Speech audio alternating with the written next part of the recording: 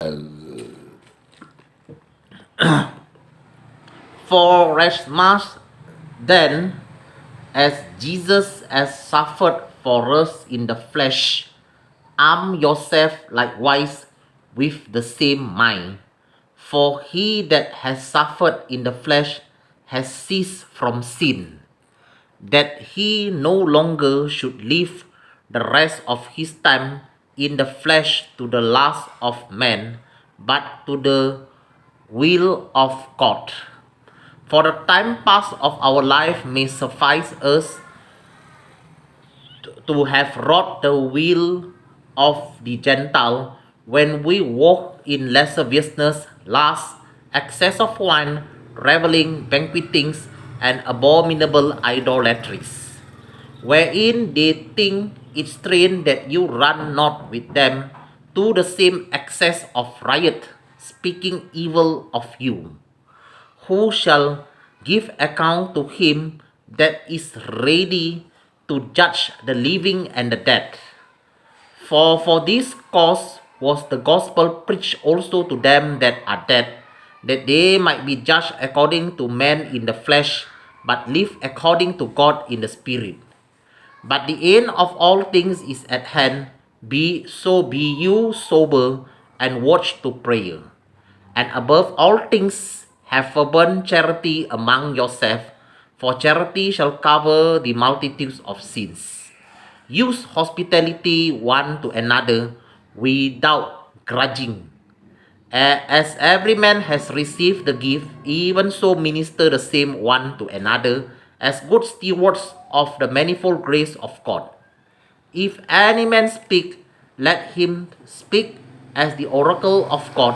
If any man minister, let him do it as of the ability which God give, that God in all things may be glorified through Jesus, to whom be praise and dominion forever and ever. Amen. Beloved, think it not strange concerning the fiery trial, which is to try you as though some strange thing happened to you. But rejoice inasmuch as you are partakers of Jesus' sufferings, that when his glory shall be revealed, you may be glad also with exceeding joy. If you be reproached for the name of Jesus, happy are you, for the Spirit of glory and of God rests upon you. On their part, he is evil spoken of, but on your part, he is glorified. But let none of you suffer as a murderer, or as a thief, or as an evildoer, or as a busybody in other men's matters. Yet, if any man suffer as a Christian, let him not be ashamed, but let him glorify God on this behalf. For the time is coming that judgment must begin at the house of God, and if it first begin at us, what shall the end be of them that do not obey the gospel of God? And if the righteous scarcely be saved, where shall the ungodly and the sinner appear? So let them that suffer according to the will of God commit the keeping of their soul to him in well doing, as to a faithful creator.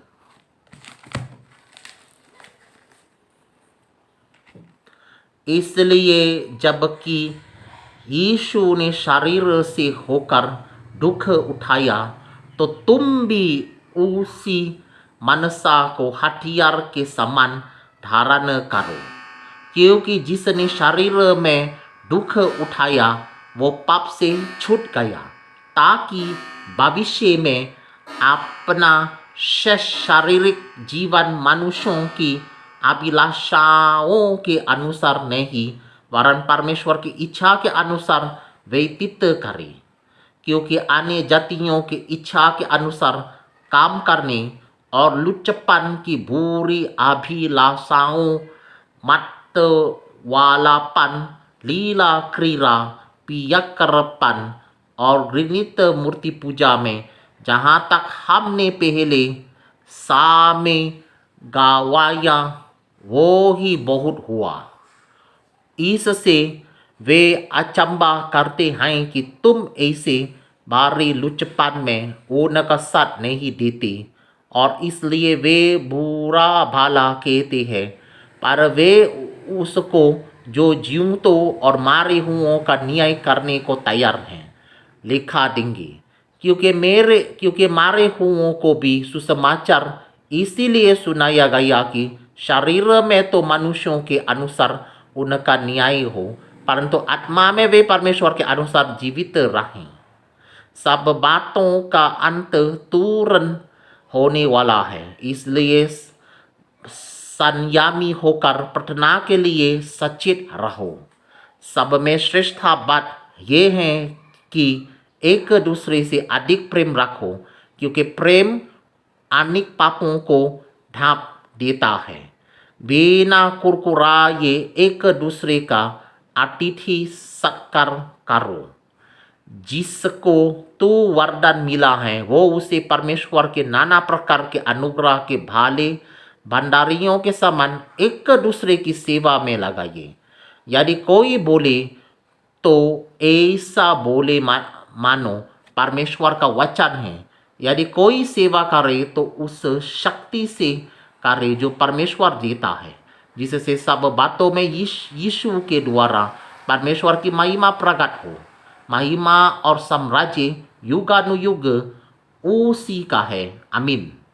हे प्रियो, जो दुख रूपी अग्नि तुम्हारे परखने के लिए तुम में बारकी है, इससे ये समझकर अचंभा ना करो कि कोई अनोखी बात तुम पर बीत रही है, पर जैसे जैसे यीशु के दुखों में सहभागी होते हो आनंद करो, जिससे उसकी महिमा के प्रकट होते समय भी तुम आनंदित और मगन हो। फिर यदि यीशु के नाम के लिए तुम्हारी निंदा की जाती है तो तुम धन्य हो, क्योंकि महिमा का आत्मा जो परमेश्वर का आत्मा है तुम पर छाया करता है। तुम में से कोई व्यक्ति हत्यारा या चोर या कुकर्मी होने या पराये काम में हाथ डालने के कारण दुख ना पाइए, पर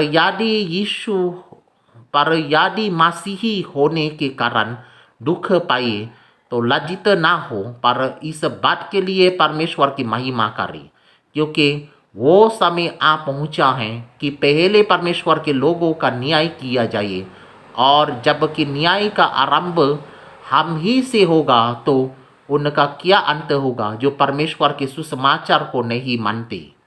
और यदि धर्मी व्यक्ति ही कठिनाई से उतर पाएगा तो भक्तिहीन और पापी का क्या ठिकाना। इसलिए जो परमेश्वर की इच्छा के अनुसार दुख उठाते हैं वे भलाई करते हुए अपने अपने प्राण को विश्वास योग्य सृजनहार के हाथ में सौंप दें। Alright, done.